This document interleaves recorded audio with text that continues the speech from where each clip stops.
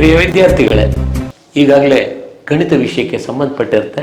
ನಾವೀಗಾಗಲೇ ಈ ಥೀಮ್ಗಳು ಮತ್ತು ಅವುಗಳಿಗೆ ಸಂಬಂಧಪಟ್ಟಿರ್ತಕ್ಕಂಥ ಘಟಕಗಳ ಬಗ್ಗೆ ಅಧ್ಯಯನ ಮಾಡಿದ್ವಿ. ಅದರಲ್ಲಿ ಈಗಾಗಲೇ ವಾಸ್ತವ ಸಂಖ್ಯೆಗಳು ಮತ್ತು ಬಹುಪದೋಕ್ತಿಗಳು ಅಂತಕ್ಕಂಥ 2 ಅಧ್ಯಾಯಗಳ ಬಗ್ಗೆ ತುಂಬ ವಿವರವಾಗಿ ಹಿಂದಿನ ಸಂಚಿಕೆಯಲ್ಲಿ ನಮ್ಮ ಸಂಪನ್ಮೂಲ ವ್ಯಕ್ತಿಗಳಾಗಿರ್ತಕ್ಕಂಥ ಬಸವಂತ್ ಕುಮಾರ್ ಅವರು ತಿಳಿಸ್ಕೊಟ್ಟಿದ್ದಾರೆ. ಇವತ್ತು ಮುಂದಿನ 2 ಚರಾಕ್ಷರಗಳಿರುವ ರೇಖಾತ್ಮಕ ಸಮೀಕರಣಗಳ ಜೋಡಿ ಹಾಗೂ ವರ್ಗ ಸಮೀಕರಣಗಳು ಹಾಗೂ ಸಮಾಂತರ ಶ್ರೇಣಿಗಳ ಬಗ್ಗೆ ನಿಮಗೆ ತಿಳಿಸ್ಕೊಂಡಿದ್ದಾರೆ. ಎಲ್ಲರೂ ಕೂಡ ಪೇಪರು ನೋಟ್ಬುಕ್ಕು ರೆಡಿ ಇಟ್ಕೊಂಡಿದ್ದಿರ್ತಾನೆ. ದಯವಿಟ್ಟು ಅವ್ರು ಹೇಳ್ತಕ್ಕಂಥ ವಿಷಯಗಳನ್ನು ನೋಟ್ ಮಾಡ್ಕೊಳ್ಳಿ, ಚೆನ್ನಾಗಿ ಅಧ್ಯಯನ ಮಾಡಿ, ಮುಂದೆ ಬರತಕ್ಕಂಥ ಪರೀಕ್ಷೆಯಲ್ಲಿ ಹೆಚ್ಚು ಅಂಕಗಳನ್ನು ಗಳಿಸಿ ಅಂತ ಹೇಳ್ತಾ ನಮಸ್ಕಾರ ಸರ್. ದಯವಿಟ್ಟು ನಿಮ್ಮ ಅಧ್ಯಾಯಗಳನ್ನು ಪ್ರಾರಂಭ ಮಾಡಿ ಸರ್. ಧನ್ಯವಾದಗಳು ಸರ್.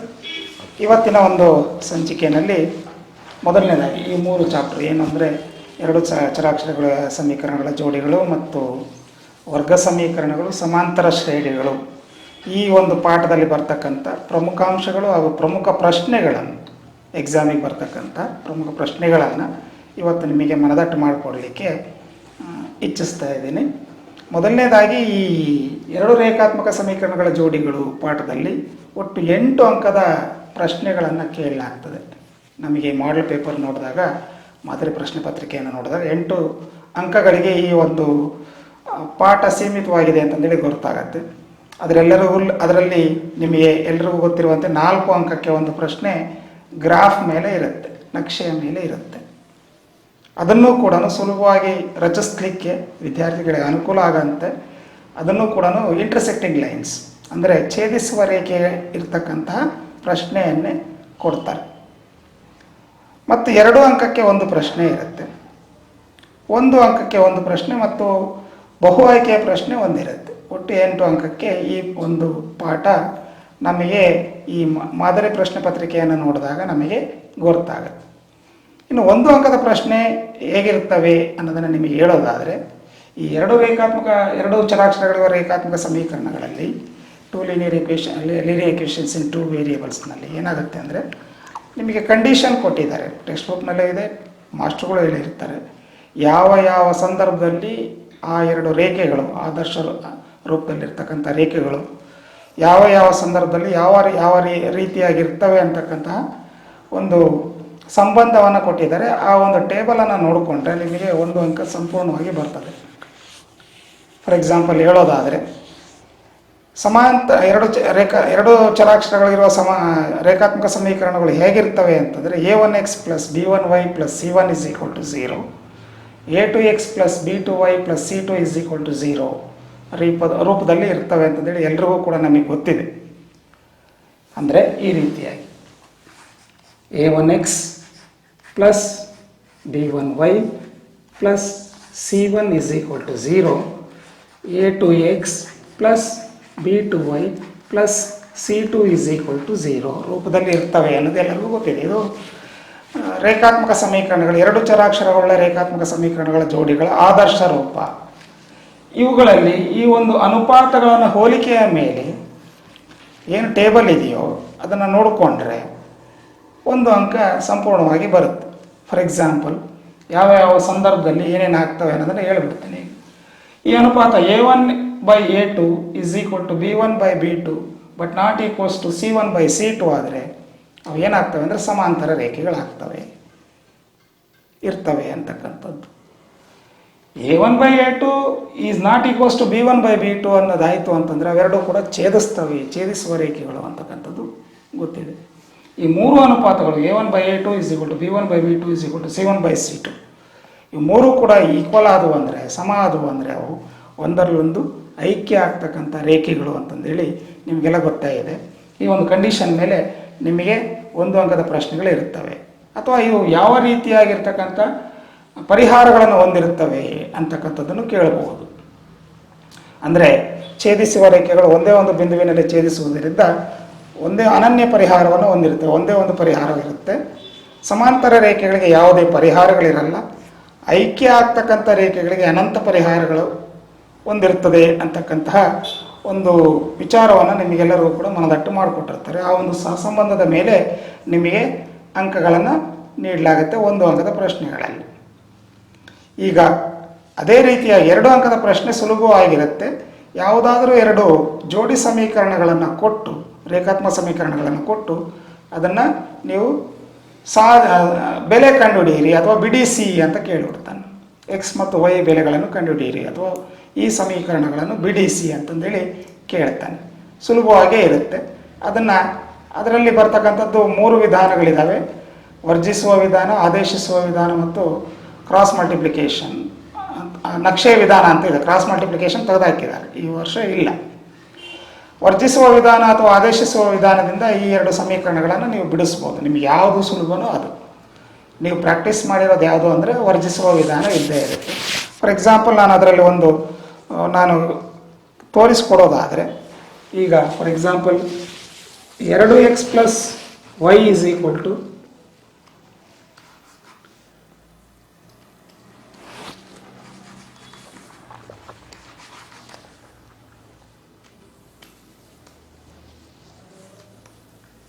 ಈ ರೀತಿ ಸಮಸ್ಯೆ ಇರುತ್ತೆ. ಇವುಗಳನ್ನು ಬಿಡಿಸಿ ಅಂತ ಕೇಳ್ತಾನೆ. 2x + y = 7 ಮತ್ತು x + y = 4. ಇವುಗಳನ್ನು ಬಿಡಿಸಿ ಅಂತ ಕೇಳಿದಾಗ ಇಲ್ಲಿ ಒಂದೇ ರೀತಿಯ ಚಿಹ್ನೆ ಇರೋದ್ರಿಂದ ನೀವೇನು ಮಾಡ್ತೀರಿ, ಈ ವೈನೋ ಅಥವಾ ಎಕ್ಸ್ನೋ ಹೋಗಲಾಡಿಸ್ಬೇಕಾಗತ್ತೆ. ಸುಲಭವಾಗಿರ್ತಕ್ಕಂಥ ಪ್ರಶ್ನೆಯನ್ನೇ ಕೊಡ್ತಾರೆ. ಇದನ್ನೇನು ಮಾಡಬೇಕು ಅಂದರೆ, ಒಂದೇ ಚಿಹ್ನೆ ಇದ್ದರೆ ನಾವೇನು ಮಾಡಬೇಕು, ಕಳಿಬೇಕಾಗತ್ತೆ, ಸಬ್ಟ್ರಾಕ್ಟ್ ಮಾಡಬೇಕು. ಸಬ್ಟ್ರಾಕ್ಟ್ ಮಾಡೋ ಹೊತ್ತಲ್ಲಿ ಅಥವಾ ಕಳೆಯೋ ಹೊತ್ತಿನಲ್ಲಿ ಚಿಹ್ನೆ ಚೇಂಜ್ ಆಗುತ್ತೆ. 2ರಲ್ಲಿ 2x ನಲ್ಲಿ 1x ಹೋದರೆ x, ಈ +x +y -y ಕ್ಯಾನ್ಸಲ್ ಆಗುತ್ತೆ. 7ರಲ್ಲಿ 4 ಹೋದರೆ 3, ಎಕ್ಸ್ಗೆ 3 ಬಂದ್ಬಿಡುತ್ತೆ. ಈ ಒಂದು ಎಕ್ಸನ್ನು ಈ 2 ಕೊಟ್ಟಿರ್ತಕ್ಕಂಥ ಸಮೀಕರಣಗಳಲ್ಲಿ ಯಾವುದಾದ್ರೂ ಒಂದು ಸಮೀಕರಣದಲ್ಲಿ ನೀವು ಆದೇಶಿಸಿಬಿಟ್ರೆ, ಇದನ್ನು ಸಮೀಕರಣ 1, ಸಮೀಕರಣ 2 ಅಂತಂದೇಳಿ ನಾವೇನಾದರೂ ತಿಳ್ಕೊಂಡು ಇದನ್ನು ಆದೇಶಿಸಿಬಿಟ್ರೆ, 2ರಲ್ಲಿ ಆದೇಶಿಸೋಣ ಅಂತಂದೇಳಿ ಅಂದ್ಕೊಳ್ಳೋಣ. x = 3 2ರಲ್ಲಿ ಆದೇಶಿಸಿದರೆ ಏನಾಗುತ್ತೆ ಅಂತಂದರೆ 3 + y = 4, y = 4ರಲ್ಲಿ 3 ಹೋದರೆ y = 1. ಇಷ್ಟು ಮಾಡಿದರೆ ನಿಮಗೆ 2 ಅಂಕ ಸಂಪೂರ್ಣವಾಗಿ ಸಿಗ್ತದೆ. ಈ ರೀತಿಯಾಗಿರ್ತಕ್ಕಂಥ ವರ್ಜಿಸುವ ವಿಧಾನದಿಂದ ನೀವೇನು ಮಾಡ್ಬೋದು ಅಂತಂದರೆ, ನೀವು ಈ ಒಂದು ಸಮೀಕರಣಗಳನ್ನು ಬಿಡಿಸಿ ನೀವು 2 ಅಂಕದ ಪ್ರಶ್ನೆಗೆ ಸಂಪೂರ್ಣವಾದ ಅಂಕಗಳನ್ನು ನೀವು ಪಡ್ಕೋಬೋದು. ಇನ್ನು 4 ಅಂಕದ ಪ್ರಶ್ನೆ ಏನಪ್ಪ ಅಂದರೆ ಗ್ರಾಫ್. ಸುಲಭವಾಗಿ ಇರುತ್ತೆ. ಅದು ಕೂಡ ಮೊದಲನೇ ಚತುರ್ಥಾಂಕದಲ್ಲಿ ಛೇದಿಸ್ತಕ್ಕಂಥ ರೇಖೆಗಳನ್ನೇ ಕೊಡ್ತಾನೆ. ಇದು ಕ್ಲಿಯರ್ ಆಗಿ ನಮಗೆ ಸಿಕ್ಕಿರ್ತಕ್ಕಂಥ ಒಂದು ಮಾಹಿತಿ.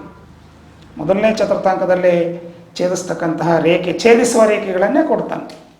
ಹಾಗಾಗಿ ಅದನ್ನು ನೀವು ಸಂಪೂರ್ಣವಾಗಿ ಅಧ್ಯಯನ ಮಾಡಿದರೆ ನೀವು 4 ಅಂಕದ ಪ್ರಶ್ನೆಯನ್ನು ಸುಲಭವಾಗಿ ನಕ್ಷೆಯನ್ನು ಬಿಡಿಸೋದ್ರ ಮೂಲಕ ನೀವು ಅದನ್ನು ವರ್ಗ ಸಮೀಕರಣಗಳು ಪಾಠದಲ್ಲಿ ಬರ್ತಕ್ಕಂಥ ಪ್ರಮುಖ ಅಂಶಗಳು ಮತ್ತು ಪ್ರಶ್ನೆಗಳು ಹೇಗಿರುತ್ತೆ ಅನ್ನೋದನ್ನು ನಿಮಗೆ ತಿಳಿಸ್ಕೊಡ್ತೇನೆ. ಈ ವರ್ಗ ಸಮೀಕರಣಗಳು ಚಾಪ್ಟ್ರು ಒಂದು ಪಾಠ ಏನಿದೆ, ಕ್ವಾಡ್ರಾಟಿಕ್ ಈಕ್ವೇಷನ್ ಅಂತಕ್ಕಂಥದ್ದು 7 ಅಥವಾ 6 ಮಾರ್ಕ್ಸ್ಗೆ ಬರ್ತಕ್ಕಂಥ ಚಾನ್ಸ್ ಇದೆ. ಇಲ್ಲಿ ನಮ್ಮ ಮಾದರಿ ಪ್ರಶ್ನೆ ಪತ್ರಿಕೆಗಳನ್ನು ನೋಡಿದಾಗ ಇದನ್ನು ಈ 6 ಅಥವಾ 7 ಅಂಕಕ್ಕೆ ಕೊಡ್ತಕ್ಕಂಥ ಚಾನ್ಸ್ ಇದೆ. ಅದರಲ್ಲಿ ಯಾವ ರೀತಿ ವಿಂಗಡಣೆ ಆಗಿದೆ ಅಂದರೆ, ಅಂಕ 1 ಮಾರ್ಕ್ಸ್ಗೆ ಮಲ್ಟಿಪಲ್ ಚಾಯ್ಸರು, ಒಂದು ಆಬ್ಜೆಕ್ಟಿವ್ ಟೈಪು, 2 ಮಾರ್ಕ್ಸಿಗೆ 1, 3 ಮಾರ್ಕ್ಸಿಗೆ 1 ಇರ್ತಕ್ಕಂಥದ್ದು. ಇಲ್ಲೂ ಅಷ್ಟೇ, ಮಕ್ಕಳು ಇದನ್ನು ಅಭ್ಯಾಸ ಮಾಡಿದರೆ, ನಾನು ಹೇಳ್ತಕ್ಕಂಥ ವಿಚಾರಗಳನ್ನು ಅಭ್ಯಾಸ ಮಾಡಿದರೆ ಸುಲಭವಾಗಿ ಅಂಕಗಳನ್ನು ಗಳಿಸ್ಬೋದು. ಇನ್ನು 1 ಅಂಕದ ಪ್ರಶ್ನೆಗಳನ್ನು ಯಾವ ರೀತಿ ಕೇಳ್ತಾರೆ ಅಂತಂದರೆ, ಇಲ್ಲಿ ವರ್ಗ ಸಮೀಕರಣದ ಆದರ್ಶ ರೂಪವನ್ನು ಬರೆಯಿರಿ ಅಂತ ಕೇಳ್ತಕ್ಕಂಥದ್ದು, ಅಥವಾ ವರ್ಗ ಸಮೀಕರಣಕ್ಕೆ ಎಷ್ಟು ಮೂಲಗಳನ್ನು ಹೊಂದಿರುತ್ತದೆ, ವರ್ಗ ಸಮೀಕರಣವು ಎಷ್ಟು ಮೂಲಗಳನ್ನು ಹೊಂದಿರ್ತದೆ ಅಂತಕ್ಕಂಥದ್ರ ಬಗ್ಗೆ ಪರಿಜ್ಞಾನವನ್ನು ವಿದ್ಯಾರ್ಥಿಗಳು ಮನಗಂಡಿರಬೇಕು. ಆದರ್ಶ ರೂಪ ಅಂತಂದರೆ ಅದು ಎಲ್ಲರಿಗೂ ಗೊತ್ತಿರೋ ಥರ ಈ ರೀತಿ ಇರುತ್ತೆ. ax + by ax² + bx + c = 0 ರೂಪದಲ್ಲಿ ಇರ್ತಕ್ಕಂಥದ್ದು. ಇಲ್ಲಿ ಬಿ ಮತ್ತು ಎ ಮತ್ತು ಬಿಗಳು ಎ 0 ಆಗಿರಬಾರ್ದು. ಎ 0 ಆದರೆ ಏನಾಗ್ಬಿಡುತ್ತೆ ಅಂದರೆ ಅದು ರೇಖಾತ್ಮಕ ಸಮೀಕರಣ ಆಗುತ್ತೆ. ಬಿ 0 ಆದರೆ ಏನಾಗುತ್ತೆ ಅಂತಂದರೆ ಅದು ಪ್ಯೂರ್ ಕ್ವಾಡ್ರಾಟಿಕ್ ಈಕ್ವೇಷನ್, ಶುದ್ಧ ವರ್ಗ ಸಮೀಕರಣ ಆಗುತ್ತೆ. ಸ್ಟ್ರಿಕ್ಟ್ಲಿ ಈ ಒಂದು ಸಮೀಕರಣದಲ್ಲಿ ಇದು ಎ ಮಾತ್ರ 0 ಆಗಲೇಬಾರದು, ಕಂಡೀಷನ್ ಅದು. ಎ 0 ಆದರೆ ಅದು ರೇಖಾತ್ಮಕ ಸಮೀಕರಣ ಆಗುತ್ತೆ. ಇದು ವರ್ಗ ಸಮೀಕರಣದ ಆದರ್ಶ ರೂಪ. ಇದರ 2 ಮೂಲಗಳು ಎಷ್ಟು ಮೂಲಗಳನ್ನು ಹೊಂದಿರುತ್ತೆ ಅಂದರೆ, ಅದರ ಮಹತ್ತಮ ಘಾತ ಎಷ್ಟಿರುತ್ತೋ ಅಷ್ಟು ಮೂಲಗಳನ್ನು ಹೊಂದಿರುತ್ತೆ. ಅಂದರೆ 2 ಮೂಲಗಳನ್ನು ಇದು ಒಂದಿದೆ, ಯಾಕೆಂದರೆ ಎಕ್ಸ್ನ ಮಹತ್ತಮ ಘಾತ 2 ಆಗಿರೋದ್ರಿಂದ ಇದು 2 ಮೂಲಗಳನ್ನು ಹೊಂದಿರುತ್ತೆ. ಆ ಮೂಲಗಳು ಯಾವಪ್ಪ ಅಂತಂದರೆ X is equal to -b plus square root of b² - 4ac/2a, ಅಥವಾ X is equal to -b minus square root of b² - 4ac/2a. ಇದನ್ನು ಎರಡು ಒಟ್ಟಿಗೆ ಬರೆದ್ರೆ X is equal to -b plus or minus square root of b² - 4ac/2a ಆಗ್ತದೆ. ಅದನ್ನು ಬಿಡಿಸಿ ಬರೀಬೇಕು. 2 ಮೂಲಗಳಿರುತ್ತೆ, ಇದು ಮತ್ತು ಇದು 2 ಮೂಲಗಳನ್ನು ಹೊಂದಿರುತ್ತೆ ಅಂತಕ್ಕಂಥದ್ದು. ಇದರ ಒಂದು ಶೋಧಕವನ್ನು ಕೂಡ ಕೇಳ್ಬೋದು. ಫಾರ್ ಎಕ್ಸಾಂಪಲ್, ಶೋಧಕ ಅಂತಂದರೆ ಈ ಸ್ಕ್ವೇರ್ ರೂಟ್ನ ಒಳಗಡೆ ಇರ್ತಕ್ಕಂತಹ ಭಾಗ. ಶೋಧಕ ಅಂತಂದರೆ ಈ ಒಂದು ವರ್ಗ ಸಮೀಕರಣವು ಯಾವ ರೀತಿಯ ಮೂಲಗಳ ಸ್ವಭಾವವನ್ನು ವಿವೇಚಿಸ್ತಕ್ಕಂತಹ ಒಂದು ಅಂಶ. The factor which determines the nature of the roots of the quadratic equation is called as discriminant. So ಆ ಡಿಸ್ಕ್ರಿಮಿನೆಂಟನ್ನು ಬರೀಲಿಕ್ಕೆ ನೀವು 1 ಅಂಕಕ್ಕೂ ಕೂಡ ಕೇಳ್ಬೋದು, 2 ಅಂಕಕ್ಕೂ ಕೇಳ್ಬೋದು. Find the value of discriminant of the equation. ಯಾವುದೋ ಒಂದು ಈಕ್ವೇಷನನ್ನು ಕೊಟ್ಟು, ಕ್ವಾಡ್ರಾಟಿಕ್ ಈಕ್ವೇಷನನ್ನು ಕೊಟ್ಟು ಅದರ ಡಿಸ್ಕ್ರಿಮಿನೆಂಟ್ ವ್ಯಾಲ್ಯೂನ ಕೇಳಲಿಕ್ಕೆ 2 ಅಂಕಕ್ಕೂ ಕೂಡ ಕೇಳ್ಬೋದು, 1 ಅಂಕಕ್ಕೂ ಕೇಳ್ಬೋದು.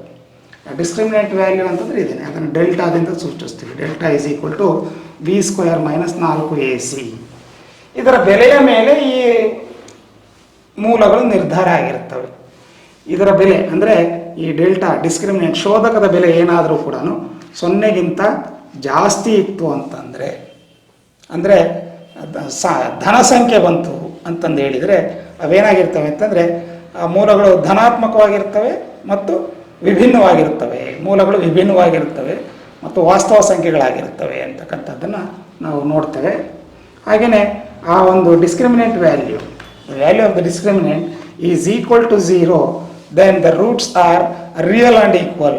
ಅವು ವಾಸ್ತವ ಮತ್ತು ಸಮಮೂಲಗಳನ್ನು ಹೊಂದಿರ್ತವೆ ಅಂತಕ್ಕಂಥ ವಿಚಾರ.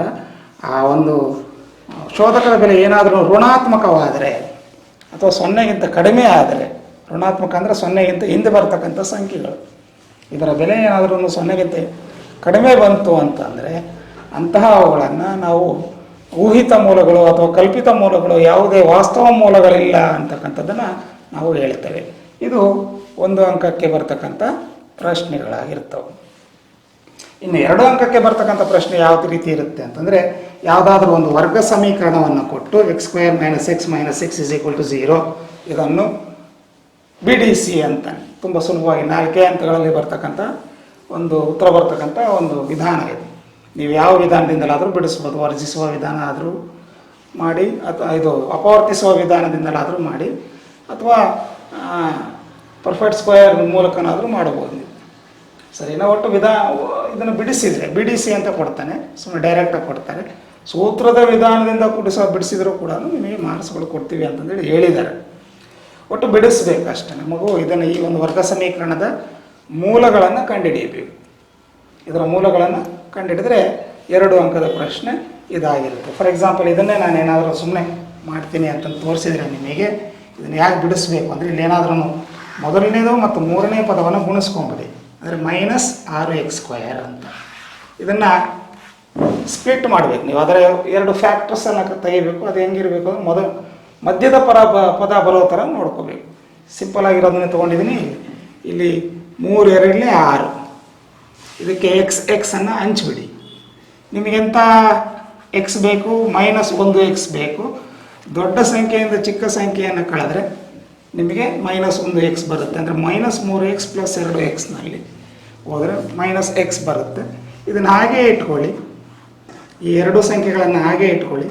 ಈ ಮಧ್ಯದ ಪದವನ್ನು ಬಿಟ್ಟು ಈ 2ಅನ್ನು ಬರ್ಕೊಳ್ಳಿ, -3x + 2x ಅನ್ನು. ಇಲ್ಲಿ 4 ಪದಗಳಾಗ್ತವೆ. ಗುಂಪು ಮಾಡಿ ಅಪವರ್ತಿಸಿ, ಫ್ಯಾಕ್ಟರೈಸಿಂಗ್ ಬೈ ಗ್ರೂಪಿಂಗ್. ಸೊ ಇವೆರಡರಲ್ಲಿ x ಸಾಮಾನ್ಯ ಇದೆ, x - 3 ಉಳಿಯುತ್ತೆ. ಇವೆರಡರಲ್ಲಿ 2 ಸಾಮಾನ್ಯ ಇದೆ, x - ಪ್ಲಸ್ ಇಂಟು ಮೈನಸ್ 2 ಎಷ್ಟಲೇ 6, 2 3 6 = 0. ಮತ್ತು ಇವೆರಡರಲ್ಲಿ ಏನು ಸಾಮಾನ್ಯ ಇದೆ? x - 3, ಉಳಿದಿರ್ತಕ್ಕಂಥದ್ದು x + 2 = 0. ಇಲ್ಲಿ ವಿದ್ಯಾರ್ಥಿಗಳು ಸಾಮಾನ್ಯವಾಗಿ ಏನು ಮಾಡ್ತಾರೆ ಅಂತಂದರೆ, ಅವರೇಜ್ ಅಥವಾ ಬಿಲೋ ಅವರೇಜ್ ವಿದ್ಯಾರ್ಥಿಗಳು ಏನು ಮಾಡ್ತಾರೆ ಅಂದರೆ, ಇಲ್ಲಿ ಯಾವುದಾದ್ರೂ ಒಂದು ಚಿಹ್ನೆ ಹಾಕ್ಬಿಡ್ತಾರೆ. ಈ ಚಿಹ್ನೆ ಹಾಕಬಾರ್ದು. ಈ ಒಂದು ಸ್ಟೆಪ್ನಲ್ಲಿ ನಾವೇನು ಮಾಡಬೇಕು ಅಂದರೆ, ಇವೆರಡರಲ್ಲಿ ಇರ್ತಕ್ಕಂಥ ಸಾಮಾನ್ಯ ಅಪವರ್ತನ x-3, ಉಳಿದಿರ್ತಕ್ಕಂಥದ್ದು x+2, ಅದನ್ನು ಡೈರೆಕ್ಟಾಗಿ ಗುಣಲಬ್ಧವಾಗಿ ವ್ಯಕ್ತಪಡಿಸಬೇಕು. ಎರಡು ದ್ವಿಪದೋಕ್ತಿಗಳ ಗುಣಲಬ್ಧ = 0 ಯಾವಾಗ ಆಗುತ್ತೆ ಅಂತಂದರೆ ಇದರಲ್ಲಿ ಯಾವುದಾದ್ರೂ ಒಂದು 0 ಆಗಬೇಕು. ಆವಾಗ ಇದಾದರೂ 0 ಆಗಬೇಕು, ಇದಾದರೂ 0 ಆಗಬೇಕು. ಇದರ ಅರ್ಥ x = 3 ಅಥವಾ x -2. ಇವೇ ಅದರ ಆ ಸಮೀಕರಣದ ಮೂಲಗಳು. ಈ 4 ಹಂತಗಳಲ್ಲಿ ಅಥವಾ 5 ಹಂತಗಳಲ್ಲಿ ನೀವು ವ್ಯಕ್ತಪಡಿಸ್ಬಿಟ್ರೆ ಅಂದರೆ ನಿಮಗೆ 2 ಅಂಕ ಬರುತ್ತೆ. ಇದು 2 ಅಂಕದ ಪ್ರಶ್ನೆ. ಇನ್ನು 3 ಅಂಕದ ಪ್ರಶ್ನೆ ಸ್ವಲ್ಪ ಸ್ವಾಭಾವಿಕವಾಗಿ ಕ್ಲಿಷ್ಟವಾಗಿ ಇರುತ್ತೆ, ಸ್ವಲ್ಪ ಕಷ್ಟವಾಗಿರುತ್ತೆ. ಮಕ್ಕಳು ಈ ಶೋಧಕದ ಬೆಲೆಯ ಆಧಾರದ ಮೇಲೆ ಕೆ ಬೆಲೆಯನ್ನು ಕಂಡುಹಿಡಿತಕ್ಕಂಥ ಸಮಸ್ಯೆಗಳು ನಿಮ್ಮ ನೋಟ್ಬುಕ್ನ ಇದರಲ್ಲಿ ಯಾವುದರಲ್ಲಿ ಟೆಕ್ಸ್ಟ್ ಬುಕ್ನಲ್ಲಿ ಇದಾವೆ. ಈಗಾಗಲೇ ನಿಮಗೆ ಅಭ್ಯಾಸದಲ್ಲಿ ಕೊಟ್ಟಿದ್ದಾರೆ. ಎಕ್ಸ್ನ ಬೆಲೆಯನ್ನು ಕಂಡಿರ್ತಕ್ಕಂಥದ್ದು ಅಥವಾ ವರ್ಗ ಸಮೀಕರಣದ ರಚನೆಯನ್ನು ಮಾಡ್ತಕ್ಕಂಥದ್ದು ಅಥವಾ ಹೇಳಿಕೆಯ ರೂಪದ ಸಮಸ್ಯೆಗಳಿದ್ದಾವೆ. ಅಂತಹಗಳು ಭಿನ್ನರಾಶಿಯ ರೂಪದ ಸಮಸ್ಯೆಗಳು ಹಾಗೂ ಯಾವುದಾದ್ರೂ ಒಂದು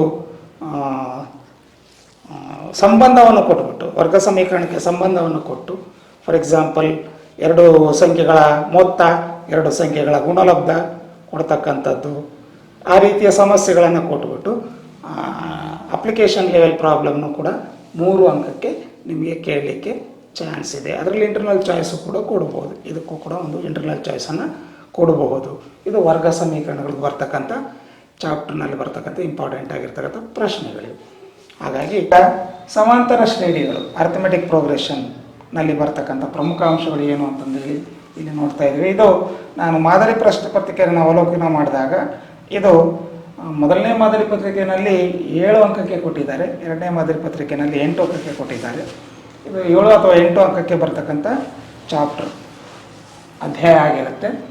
ಈ ಸಮಾಂತರ ಶ್ರೇಣಿಗಳಲ್ಲಿ ಒಟ್ಟು ಒಂದು 4 ರಿಂದ 6 ಪ್ರಮುಖ ಅಂಶಗಳು ಬರ್ತವೆ. ಇವನ್ನು ಕ್ಲೀನಾಗಿ ನೋಡಿಕೊಂಡ್ರೆ ಇದರಲ್ಲಿ 1 ಅಂಕದ 2 ಅಂಕದ ಮತ್ತು 4 ಅಂಕದ ಪ್ರಶ್ನೆಗಳನ್ನು ನಾವು ಯಾವ ರೀತಿ ಅಟೆಂಡ್ ಮಾಡ್ಬೋದು ಅನ್ನೋದನ್ನು ನಾವು ಆರಾಮಾಗಿ ಜಡ್ಜ್ ಮಾಡ್ಬೋದು. ಮೊದಲನೇದಾಗಿ ಸಮಾಂತರ ಶ್ರೇಣಿಯ ಸಾಮಾನ್ಯ ರೂಪ ಅಥವಾ ಆದರ್ಶ ರೂಪ ಅಂತಂದೇಳಿ ಕರೀತೇವೆ. ಅದು ಮೊದಲನೇ ಪದ a, ಎರಡನೇ ಪದ a+d, a+2d, a+3d, a+4d, a+etc., a+n-1 × d ಈ ರೀತಿಯಾಗಿ ಹೋಗಿರುತ್ತೆ. ಇಲ್ಲಿ ಮೊದಲನೇ ಪದ a, ಎರಡನೇ ಪದ a+d, ಮೂರನೇ ಪದ a+2d. ಅಂದರೆ ಇದನ್ನು ನಿರ್ಧರಿಸ್ಲಿಕ್ಕೆ ಬಂದರೆ ಯಾವುದಾದ್ರೂ 1 ಅಂಕದ ಪ್ರಶ್ನೆಗೆ ಅವನೇನಾದ್ರೂ ಎಕ್ಸಾಮ್ನಲ್ಲಿ ಒಂದು ಸಾಮಾನ್ಯ ಪದವನ್ನು ಕೊಟ್ಟು ಸಾಮಾನ್ಯ ವ್ಯತ್ಯಾಸವನ್ನು ಕಂಡುಹಿಡಿಯಲಿಕ್ಕೆ ಅಥವಾ ಪರ್ಟಿಕ್ಯುಲರ್ ಪದವನ್ನು ಕಂಡುಹಿಡಿಯಲಿಕ್ಕೆ ಕೇಳಿದಾಗ ಇದು ಒಂದು ನಮಗೆ ಅನುಕೂಲಕ್ಕೆ ಬರುತ್ತೆ. ಅಥವಾ ಸಾಮಾನ್ಯ ರೂಪವನ್ನು ಬರೆಯಿರಿ ಅಂತಂದೇಳಿ ಕೇಳಿದಾಗ ಇದು ಅನುಕೂಲ ಆಗ್ತದೆ. ಇದು ಸಾಮಾನ್ಯ ರೂಪ. ಯಾವುದೇ ಒಂದು ಸಮಾಂತರ ಶ್ರೇಣಿ ಆಗಿರುತ್ತೆ ಅಂದರೆ ಮೊದಲನೇ ಪದ ಎ, ಇಲ್ಲಿ ಡಿ ಅಂತಕ್ಕಂಥದ್ದು ಸಾಮಾನ್ಯ ವ್ಯತ್ಯಾಸ ಸ್ಥಿರಾಂಕವಾಗಿರುತ್ತೆ. ಸಮಾಂತರ ಶ್ರೇಣಿ ಅಂದರೆ ಯಾವುದೇ ಶ್ರೇಣಿ 2 ಪದಗಳ ಅನುಕ್ರಮ ಪದಗಳ ವ್ಯತ್ಯಾಸ ಸ್ಥಿರಾಂಕವಾಗಿರ್ತಕ್ಕಂಥ ಶ್ರೇಣಿಯನ್ನು ನಾವು ಸಮಾಂತರ ಶ್ರೇಣಿ ಅಂತಂದೇಳಿ ಕರಿತೇವೆ. ಅದು ಹೇಗಿರುತ್ತೆ ಅಂದರೆ ಈ ರೀತಿ ಆಗಿರುತ್ತೆ. a+d, a+2d, a+3d, etc., a+n-1 × d. ಇದರಲ್ಲಿ ಕೊನೆಯ ಪದ ಏನಿದೆ ಅಂತಂದರೆ an ಅನ್ನು ಸೂಚಿಸ್ತೀವಿ ನಾವು, an ಇಂದ ಸೂಚಿಸ್ತೀವಿ. n-ನೇ ಪದ ಅಂತಲೂ ಕರಿತೀವಿ. ಇದನ್ನು ಕೊನೆಯ ಪದ ಅಂದರೂ ಅದೇನೆ, ಸಾಮಾನ್ಯ ಪದ ಅಂದ್ರೂ ಅದೇನೆ. 3 ರೀತಿಯಾಗಿ ಕೂಡ ಹೇಳ್ತೀವಿ. nth term, last term or general term 3 ಒಂದೇನೆ. an = a+n-1 × d. ಈ ಒಂದು ಪದವನ್ನು ಇಟ್ಕೊಂಡು ಯಾವುದೇ ಪದವನ್ನು ನಾವು ಕಂಡುಹಿಡಿಬೋದು. ಅದಕ್ಕೆ ಇದು ಒಂದು ಸೂತ್ರ. n-ನೇ ಪದವನ್ನು ಕಂಡುಹಿಡಿಯುವ ಸೂತ್ರವನ್ನು ಬರೆಯಿರಿ ಅಂತ ಕೇಳಿದರೆ ಈ ಸೂತ್ರವನ್ನು ಬರೀಬೇಕಾಗತ್ತೆ. ಸಮಾಂತರ ಶ್ರೇಣಿ n-ನೇ ಪದವನ್ನು ಕಂಡುಹಿಡಿಯುವ ಸೂತ್ರ ಏನಪ್ಪ ಅಂದರೆ an = a+n-1 × d. ಶ್ರೇಣಿಯನ್ನು ಕೊಟ್ಬಿಟ್ಟು ಸಾಮಾನ್ಯ ವ್ಯತ್ಯಾಸವನ್ನು ಕಂಡುಹಿಡಿಯಿರಿ ಅಂದರೆ ಈ ಸೂತ್ರವನ್ನು ಬಳಸಬೇಕಾಗುತ್ತೆ. d = a2 - a1. ಈ ಸಾಮಾನ್ಯ ವ್ಯತ್ಯಾಸವನ್ನು ಕಂಡುಹಿಡಿಯಲಿಕ್ಕೆ 2 ಸೂತ್ರವನ್ನು ನಾವು ಸಾಮಾನ್ಯವಾಗಿ ಬಳಸ್ತೀವಿ. ಶ್ರೇಣಿಯನ್ನು ಕೊಟ್ಟಾಗ a2 - a1 ಡೈರೆಕ್ಟಾಗಿ ನಮಗೆ ಸಿಕ್ಕೋಗುತ್ತೆ. ಸಮಾಂತರ ಶ್ರೇಣಿಯ ಯಾವುದೇ 2 ಪದಗಳನ್ನು ಕೊಟ್ಟಾಗ ನಾವು ಯಾವ ಸೂತ್ರವನ್ನು ಬಳಸಬೇಕು ಅಂದರೆ d = ap - aq/p - q. ಇಲ್ಲಿ AP ಅಂತಕ್ಕಂಥದ್ದು ದೊಡ್ಡದಾಗಿರ್ತಕ್ಕಂಥ ಪದವನ್ನು ಪರಿಗಣಿಸಿ, AQ ಚಿಕ್ಕ ಪದವನ್ನು ಪರಿಗಣಿಸಿ ಕೊಟ್ಟಿರ್ತಕ್ಕಂಥ 2 ಪದಗಳನ್ನು ನಾವು AP - aq/p - q ಮಾಡಿದರೆ D ನಮಗೆ ಸಿಕ್ಬಿಡುತ್ತೆ. ಯಾವುದೇ ಒಂದು ಸಮಾಂತರ ಶ್ರೇಣಿಯನ್ನು ಬರೀಬೇಕು ಅಂತಂದರೆ ನಮಗೆ ಮೂಲಭೂತವಾಗಿ ಅದರ ಮೊದಲ ಪದ ಮತ್ತು ಸಾಮಾನ್ಯ ವ್ಯತ್ಯಾಸಗಳು ಗೊತ್ತಾದರೆ ನಾವು ಯಾವುದೇ ರೀತಿಯಾಗಿರ್ತಕ್ಕಂಥ ಸಮಾಂತರ ಶ್ರೇಣಿಯನ್ನು ಬರೀಬಹುದು ಅಂತಕ್ಕಂಥದ್ದು. ಇನ್ನು ಏನು ಮಾಡ್ತಾರೆ ಅಂತಂದರೆ ಸಮಾಂತರ ಶ್ರೇಣಿಯ ಮೊತ್ತವನ್ನು ಕಂಡುಹಿಡಿತಕ್ಕಂಥ ಸೂತ್ರ ಯಾವುದಪ್ಪ ಅಂತಂದ್ರೆ ಶ್ರೇಣಿಯನ್ನು ಕೊಟ್ಬಿಟ್ಟು ಸೂತ್ರದ ಸಹಾಯದಿಂದ ಮೊತ್ತವನ್ನು ಕಂಡುಹಿಡಿಯಿರಿ ಅಂತ ಕೇಳಿದಾಗ ಈ ಎರಡು ಸೂತ್ರಗಳನ್ನು ನಾವು ನೋಡ್ತೇವೆ. ಎಸ್ ಅಂದರೆ sum to N terms of an arithmetic progression is given by Sn is equal to n/2 into 2a plus n minus 1 into d. ಇಲ್ಲಿ n ಅಂತಂದರೆ ಪದಗಳ ಸಂಖ್ಯೆ, ಎ ಅಂದರೆ ಮೊದಲನೇ ಪದ, ಡಿ ಅಂತಕ್ಕಂಥದ್ದು ಸಾಮಾನ್ಯ ವ್ಯತ್ಯಾಸ ಆಗಿರುತ್ತೆ, ಎಸ್ ಅಂದರೆ ಸಮ್ ಟು ಎನ್ ಟರ್ಮ್ಸ್ ಮೊತ್ತವನ್ನು ಸೂಚಿಸ್ತಕ್ಕಂಥ ಸಂಖ್ಯೆ ಇರ್ತಾರೆ. ಇದನ್ನು ಶ್ರೇಣಿಯನ್ನು ಕೊಟ್ಟಾಗ ನಾವು ಇದನ್ನು ಉಪಯೋಗಿಸಬೇಕು.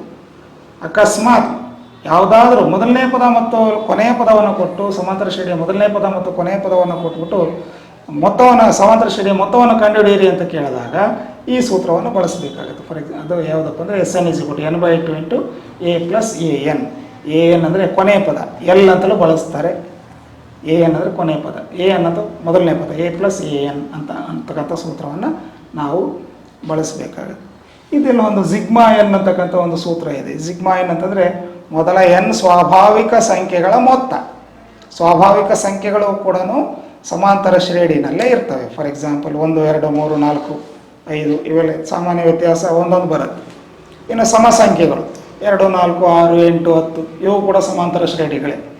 ಇನ್ನು ಬೆಸ ಸಂಖ್ಯೆಗಳು 1, 3, 5, 7 ಇತ್ಯಾದಿಗಳು ಅವು ಕೂಡ ಸಮಾಂತರ ಶ್ರೇಣಿನಲ್ಲೇ ಇರುತ್ತೆ. ಅಂದರೆ ಅದರ ವ್ಯತ್ಯಾಸ ಸಮ ಮತ್ತು ಬೆಸ ಸಂಖ್ಯೆಗಳ ವ್ಯತ್ಯಾಸ ಸ್ಥಿರ ವ್ಯತ್ಯಾಸ ಎರಡು ಆಗಿರುತ್ತೆ. ಹಾಗಾಗಿ ಅದು ಕೂಡ ಸಮಾಂತರ ಶ್ರೇಣಿಗೆ ಒಳಪಟ್ಟಿರ್ತಕ್ಕಂಥದ್ದು. ಯಾವುದೇ ಅಂದರೆ ಈ ಒಂದು ಮೊದಲ ಎನ್ ಸ್ವಾಭಾವಿಕ ಸಂಖ್ಯೆಗಳ ಮೊತ್ತವನ್ನು ಕಂಡುಹಿಡಿಯುವ ಸೂತ್ರ ಯಾವುದಪ್ಪ ಅಂದರೆ ಸಿಗ್ಮಾ ಎನ್ ಇಂದ ಸೂಚಿಸ್ತೀವಿ. ಅಂದರೆ ಅದರ ಅರ್ಥ 1 ರಿಂದ n ಸ್ವಾಭಾವಿಕ ಸಂಖ್ಯೆಗಳ ಮೊತ್ತ. ಇದನ್ನಷ್ಟನ್ನು ಕೂಡಿದರೆ ನಮಗೆ ಎಷ್ಟು ಬರುತ್ತೆ ಅಂತಂದರೆ n into n plus 1/2 ಇದೇ ಒಂದು ಆದರ್ಶ ರೂಪ. ಅದು n ಸ್ವಾಭಾವಿಕ ಸಂಖ್ಯೆಗಳನ್ನು ಕಂಡುಹಿಡಿತಕ್ಕಂಥ ಸೂತ್ರ. ಇದರಲ್ಲಿ 1 ಅಂಕಕ್ಕೆ ಯಾವುದೇ ಸೂತ್ರವನ್ನಾದರೂ ಕೇಳ್ಬೋದು. 2 ಅಂಕಕ್ಕೆ ಏನು ಮಾಡ್ತಾನೆ ಅಂತಂದರೆ ಯಾವುದಾದ್ರೂ ಒಂದು ಶ್ರೇಣಿಯನ್ನು ಕೊಟ್ಟು ಅದರ ಮೊತ್ತವನ್ನು ಕಂಡುಹಿಡಿಯಿರಿ ಅಂತ ಕೇಳ್ತಕ್ಕಂಥದ್ದು ಒಂದು ಸಮಸ್ಯೆ. ಇನ್ನೊಂದು ರೀತಿದು ಏನಪ್ಪ ಅಂತಂದರೆ ಒಂದು ಎ ಅಥವಾ ಡಿ ಮೊದಲನೇ ಪದ ಮತ್ತು ಸಾಮಾನ್ಯ ವ್ಯತ್ಯಾಸವನ್ನು ಕೊಟ್ಬಿಟ್ಟು ಪರ್ಟಿಕ್ಯುಲರ್ ಟರ್ಮ್ n ಪದಗಳಿದ್ದಾವೆ, ಹಾಗಾಗಿ ಅದರ ಕೊನೆಯ ಪದವನ್ನು ಕಂಡುಹಿಡಿಯಿರಿ ಅಂತಕ್ಕಂಥದ್ದು 3. ಯಾವುದಾದ್ರೂ ಈ ಒಂದು ಸೂತ್ರದಲ್ಲಿ ಒಟ್ಟು 4 ಅಂಶಗಳಿದ್ದಾವೆ. ಕೊನೆಯ ಪದ, ಮೊದಲನೇ ಪದ, ಪದಗಳ ಸಂಖ್ಯೆ ಮತ್ತು ಸಾಮಾನ್ಯ ವ್ಯತ್ಯಾಸ ಅಂತಕ್ಕಂಥದ್ದು. ಇದರಲ್ಲಿ 3 ಕೊಟ್ಟು ಇನ್ನೊಂದನ್ನು ಕಂಡುಹಿಡಿತಕ್ಕಂಥದ್ದು ಕೇಳ್ತಕ್ಕಂಥದ್ದು. ಮೊದಲನೇ ಪದ ಕೊಡ್ತಾನೆ, ಸಾಮಾನ್ಯ ವ್ಯತ್ಯಾಸ ಕೊಡ್ತಾನೆ, ಕೊನೆಯ ಪದ ಕೊಡ್ತಾನೆ, ಪದಗಳಲ್ಲಿರುವ ಸಂಖ್ಯೆಗಳನ್ನು ಕಂಡುಹಿಡಿಯಿರಿ ಅಂತೆಲ್ಲಾದರೂ ಕೇಳ್ಬೋದು. ಅಥವಾ ಒಂದು ಶ್ರೇಣಿಯನ್ನು ಕೊಟ್ಟು ಅವನು ಏನು ಮಾಡ್ಬೋದು ಅಂದರೆ ಆ ಶ್ರೇಣಿಯಲ್ಲಿರ್ತಕ್ಕಂಥ ಮೊದಲ 10 ಪದಗಳ ಮೊತ್ತವನ್ನು ಕಂಡುಹಿಡಿಯಿರಿ ಅಂತ ಕೇಳ್ಬೋದು. ಅಥವಾ 1 ರಿಂದ 100ರವರೆಗೆ ಇರ್ತಕ್ಕಂಥ ಸ್ವಾಭಾವಿಕ ಸಂಖ್ಯೆಗಳಲ್ಲಿ 3ರಿಂದ ಭಾಗವಾಗುವ ಸಂಖ್ಯೆಗಳು ಎಷ್ಟು ಭಾಗವಾಗ್ತಕ್ಕಂಥ ಸಂಖ್ಯೆಗಳು, ಅಥವಾ 3ರ ಅಪವರ್ತನಗಳು, 5ರ ಅಪವರ್ತನಗಳು, ಒಂದು ರೇಂಜನ್ನು ಕೊಟ್ಟಿರ್ತಾನೆ. ಅವುಗಳಲ್ಲಿ ನಡುವೆ ಇರತಕ್ಕಂತಹ ಸಂಖ್ಯೆಗಳ ಪದಗಳ ಸಂಖ್ಯೆ ಏನಾದರೂ ಕೇಳ್ಬೋದು, ಅಥವಾ ಮೊತ್ತವನ್ನಾದರೂ ಕೇಳ್ಬೋದು. ಅದು 2 ಅಂಕದ ಪ್ರಶ್ನೆ. ಇನ್ನು 4 ಅಂಕಕ್ಕೆ ಒಂದು ಪ್ರಮುಖವಾದ ಪ್ರಶ್ನೆ ಇದ್ದೇ ಇರುತ್ತೆ. ಅದಕ್ಕೆ ಇಂಟರ್ನಲ್ ಚಾಯ್ಸು ಕೂಡ ಇರುತ್ತೆ. ಅವನು ಏನು ಮಾಡ್ತಾನಪ್ಪ ಅಂತಂದರೆ ಯಾವುದಾದ್ರೂ 2 ಪದಗಳಿಗೆ ಒಂದು ಸಹಸಂಬಂಧವನ್ನು ಕೊಟ್ಟು ಶ್ರೇಣಿಯನ್ನು ಬರೀಲಿಕ್ಕೋ ಅಥವಾ ಪದಗಳ ಮೊತ್ತವನ್ನು ಕಂಡುಹಿಡಿಯಲಿಕ್ಕೋ ಕೇಳ್ತಾನೆ. ಫಾರ್ ಎಕ್ಸಾಂಪಲ್ ನಾನು ಒಂದು ಹೇಳೋದಾದರೆ ಒಂದು ಸಮಾಂತರ ಶ್ರೇಣಿಯ 7ನೇ ಪದವು ಅದರ ಎರಡನೇ ಪದದ 4ರಷ್ಟಿದೆ, ಹಾಗೂ ಶ್ರೇಣಿಯ 12ನೇ ಪದವು 4ನೇ ಪದದ 3ರಷ್ಟಕ್ಕಿಂತ 2 ಹೆಚ್ಚಾಗಿದೆ. ಹಾಗಾದರೆ ಆ ಶ್ರೇಣಿಯನ್ನು ಬರೆಯಿರಿ ಅಂತ ಕೇಳ್ತಕ್ಕಂಥದ್ದು. ಅದನ್ನು ಸಂಬಂಧನ ಕರೆಕ್ಟಾಗಿ ಬರ್ಕೊಂಡು ನಾವು ಸಾಲ್ವ್ ಮಾಡಿದರೆ ಅದು 4 ಅಂಕಕ್ಕೆ ಅಥವಾ 3 ಅಂಕಕ್ಕೆ ಬರ್ತಕ್ಕಂಥ ಪ್ರಶ್ನೆ ಆಗಿರುತ್ತೆ ಅಂತಕ್ಕಂಥದ್ದನ್ನು ನಿಮಗೆ ಮನವರಿಕೆ ಮಾಡಿಕೊಡ್ತಾ ಇದ್ದೀನಿ. ಹಾಗೆಯೇ ಇನ್ನೊಂದು ಪ್ರಶ್ನೆ ಹೇಳೋದಾದರೆ ಒಂದು ಸಮಾಂತರ ಶ್ರೇಣಿಯಲ್ಲಿ 3ನೇ ಪದವು 8 ಆಗಿದ್ದು 9ನೇ ಪದವು 3ನೇ ಪದಕ್ಕಿಂತ 3ರಷ್ಟಕ್ಕಿಂತ 2 ಅಧಿಕವಾಗಿದೆ. ಆ ಶ್ರೇಣಿಯ ಮೊದಲ 19 ಪದಗಳ ಮೊತ್ತವನ್ನು ಕಂಡುಹಿಡಿಯಿರಿ. ನಾನು ಹೇಳಿದಂಗೆ ಒಂದು ಸಂಬಂಧವನ್ನು ಕೊಡ್ತಾನೆ. ಯಾವುದಾದ್ರೂ 2 ಅಥವಾ 4 ಸಂಖ್ಯೆಗಳಿಗಿರ್ತಕ್ಕಂಥ ಪದಗಳಿಗಿರ್ತಕ್ಕಂಥ ಸಂಬಂಧವನ್ನು ಕೊಟ್ಟು 4 ಅಂಕಕ್ಕೆ ಪ್ರಶ್ನೆಯನ್ನು ಫ್ರೇಮ್ ಮಾಡಿರ್ತಾರೆ. ಇದು ಈ ಒಂದು ಸಮಾಂತರ ಶ್ರೇಣಿನಲ್ಲಿ ಬರ್ತಕ್ಕಂತಹ ಒಂದು 4 ಅಂಕದ ಪ್ರಶ್ನೆಗಳು ಈ ರೀತಿಯಾಗಿ ಬರ್ತಕ್ಕಂಥದ್ದನ್ನು ನಿಮಗೆ ಹೇಳಿದ್ದೀನಿ ಮಕ್ಕಳೇ. ಇವತ್ತು ಮೂರು ಪಾಠಗಳಲ್ಲಿ ಬರ್ತಕ್ಕಂಥ ಪ್ರಮುಖಾಂಶಗಳನ್ನು ನಿಮಗೆ ಯಾವ್ಯಾವ ರೀತಿ ಇರುತ್ತೆ ಅನ್ನೋದನ್ನು ನಿಮಗೆ ಮನವರಿಕೆ ಮಾಡಿಕೊಟ್ಟಿದ್ದೀನಿ. ಇದೇ ರೀತಿಯೇ ನಿಮ್ಮ ಆ್ಯನ್ಯುವಲ್ ಎಕ್ಸಾಮ್ನಲ್ಲೂ ಕೂಡ ಇರುತ್ತೆ ಅನ್ನೋದನ್ನು ನಿಮಗೆ ಹೇಳ್ತಾ ಇದ್ದೀನಿ. Okay sir. ಪ್ರಿಯ ವಿದ್ಯಾರ್ಥಿಗಳೇ, ಇಲ್ಲಿಯವರೆಗೂ ಶ್ರೀಯುತ ವಸಂತ್ ಕುಮಾರ್ ಅವರು ಇವತ್ತು 3 ಅಧ್ಯಾಯಗಳ ಬಗ್ಗೆ ಅಂತಂದರೆ ರೇಖಾತ್ಮಕ ಸಮೀಕರಣಗಳ ಜೋಡಿಗಳ ಬಗ್ಗೆ, ವರ್ಗ ಸಮೀಕರಣಗಳ ಬಗ್ಗೆ ಮತ್ತು ಸಮಾಂತರ ಶ್ರೇಣಿಗಳ ಬಗ್ಗೆ, ಆ ಅಧ್ಯಾಯದಲ್ಲಿ ಬರ್ತಕ್ಕಂಥ ಎಲ್ಲ ಸೂತ್ರಗಳನ್ನು, ಪ್ರಾಬ್ಲಮ್ಗಳನ್ನು ಸಾಲ್ವ್ ಮಾಡಿ ಸುಲಭವಾಗಿ ನಿಮಗೆ ಅವುಗಳನ್ನು ಬಿಡಿಸೋದ್ರ ಬಗ್ಗೆ ಹೇಳಿಕೊಟ್ಟಿದ್ದಾರೆ, ತಿಳಿಸ್ಕೊಟ್ಟಿದ್ದಾರೆ. ಇವುಗಳನ್ನು ನೀವು ಆಗಾಗ್ಗೆ ವರ್ಕ್ ಮಾಡ್ತಾ ನೋಟ್ಬುಕ್ನಲ್ಲಿ ಬರಿತಾ ಮನನ ಮಾಡ್ಕೊಳ್ಳಿ. ಪರೀಕ್ಷೆಯಲ್ಲಿ ಸುಲಭವಾಗಿ ಬರಿತೀರಾ ಅಂತ ಹೇಳ್ತಾ, ಮುಂದಿನ ಸಂಚಿಕೆಯಲ್ಲಿ ಉಳಿದ ಅಧ್ಯಾಯಗಳ ಬಗ್ಗೆ ಶ್ರೀಯುತರು ತಿಳಿಸ್ಕೊಡ್ತಾರೆ. ಸರ್, ನಮಸ್ಕಾರ ಸರ್.